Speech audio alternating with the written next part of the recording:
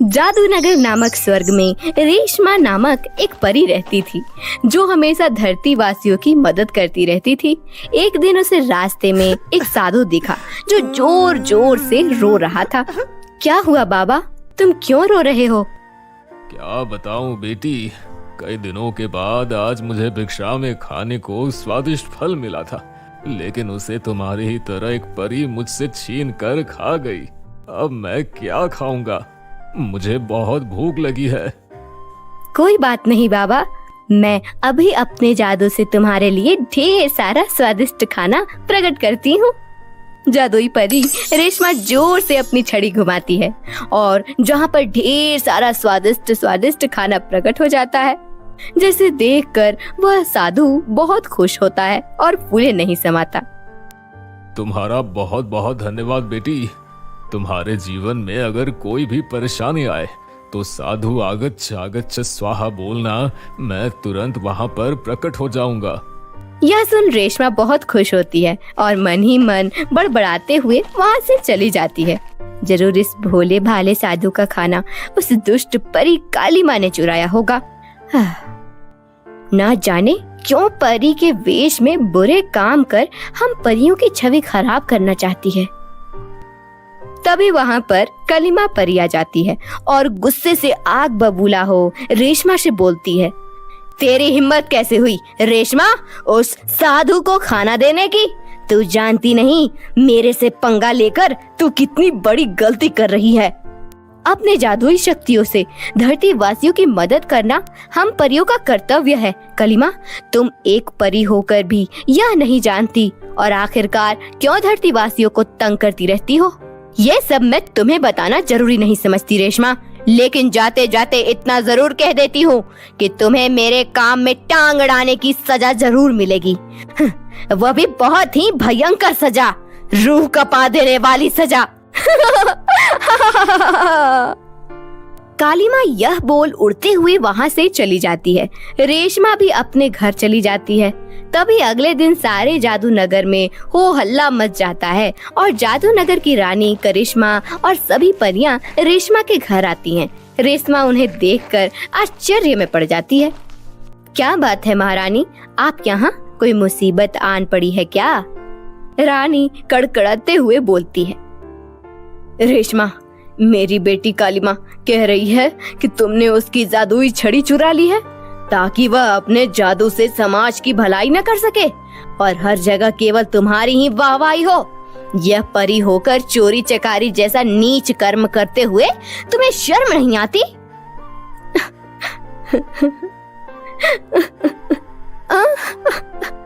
आप मुझ पर झूठा इल्जाम लगा रही हैं महारानी। मैं तो सपने में भी चोरी जैसा घृणित कर्म नहीं कर सकती। अगर ऐसी बात है तो मुझे अपने घर की तलाशी लेने दो। अभी दूध का दूध और पानी का पानी हो जाएगा। महारानी रेशमा के घर की तलाशी लेने लगती है। तभी उन्हें रेशमा के तकिए के नीचे से कालीमा का जादुई छड़ी मिल जाता है। यह देख वह गुस्से से आग बबूला हो जाती है और चीखते हुए रेशमा से बोलती है, रेशमा, यह मैं क्या देख रही हूँ? एक परी होकर झूठ बोलते हुए तुम्हारी जुबान नहीं कांपी। तुम अब परी कहलाने के योग्य नहीं हो, इसलिए अभी मैं तुमसे तुम्हारी सारी शक्तियाँ वापस लेकर तुम्हें आजीवन काल कोठरी की सजा सुनाती हूँ। रानी यह बोलकर रेशमा के अंदर की सारी मायावी शक्तियाँ वापस लेकर उसे एक डिब्बे में डाल देती हैं और रेशमा को एक अंधेरे काल कोठरी में बंद कर देती हैं, जहाँ रेशमा दिन रात रोती रहती है।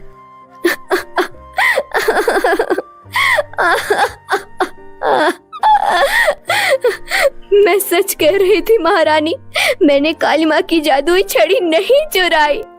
जरूर उस दिन का बदला लेने के लिए उस काली माँ ने मुझे झूठे मुकदमे में फंसाया है।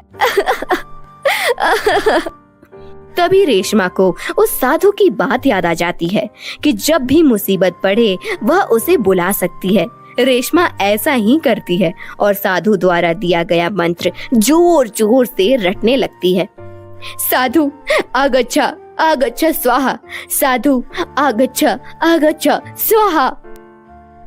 तभी वहां पर अचानक से वह साधु प्रकट हो जाता है और रेशमा से मुस्कुराते हुए बोलता है, क्या बात है रेशमा बेटी, मुझे कैसे याद किया?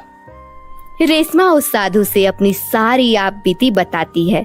वह साधु मुस्कुराते हुए बोलता है, बस इतनी सी बात, ये तो मेरे बाएं हाथ का खेल है। रुको, अभी मैं तुम्हें न्याय दिलवाता हूँ। यह बोल वह साधु जेल का ताला तोड़ रेशमा को आजाद कर देता है और हवा में उड़ते हुए रेशमा को लेकर महारानी के महल में पहुंचता है। साधु को हवा में उड़ता देख रेशमा आश्चर्य से बोलती है, आप हवा में कैसे उड़ रहे हैं साधु बाबा? आप तो एक साधारण इंसान है। हवा में तो केवल मेरे जैसी जादुई परियां ही उड़ सकती हैं। साधु जोर जोर से हंसते हुए बोलता है,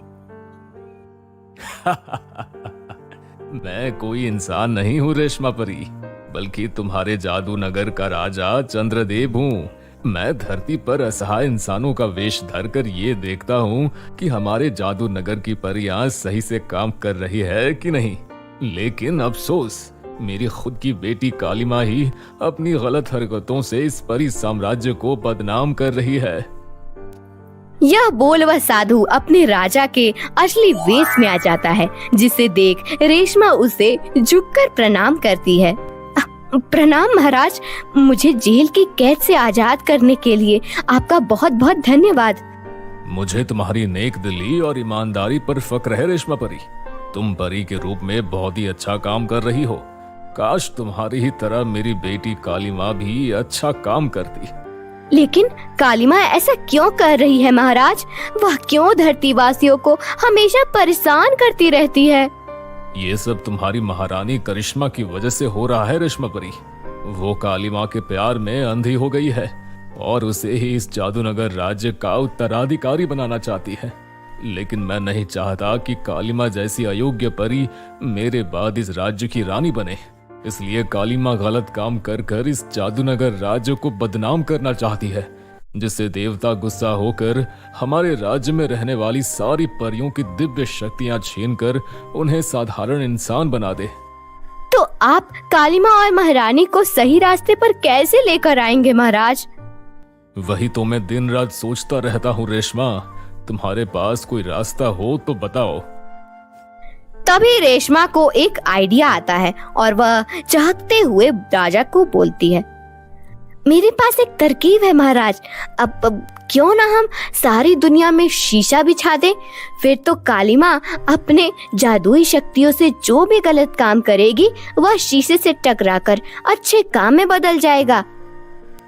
राजा को रेशमा का यह सुझाव बहुत पसंद आता है और वह अपनी जादुई शक्ति से सारी दुनिया में शीशा बिछा देते हैं। एक दिन धरती पर एक फटे पुराने कपड़े पहने भिखारी देखकर कालिमा हंसते हुए बोलती है, भिखारी, क्या तू मेरी जादुई शक्तियाँ देखना चाहता है? देख, अभी कैसे तुझे मैं अपनी जादुई शक्ति से नंगा कर देती हूँ। कालिमा जैसे ही अपनी जादुई छड़ी घुमाकर भिखारी को नंगा करने वाली थी, उसी समय उसके छड़ी से निकलती रोशनी शीशे से टकराकर भिखारी पर पड़ती है और वह नंगा होने की जगह बहुत ही सुंदर कपड़े पहन लेता है और खुशी से चहकते हुए बोलता है, तुम्हारा बहुत बहुत शुक्रिया जादुई परी, मुझे इतना सुंदर कपड़ा देने के लिए।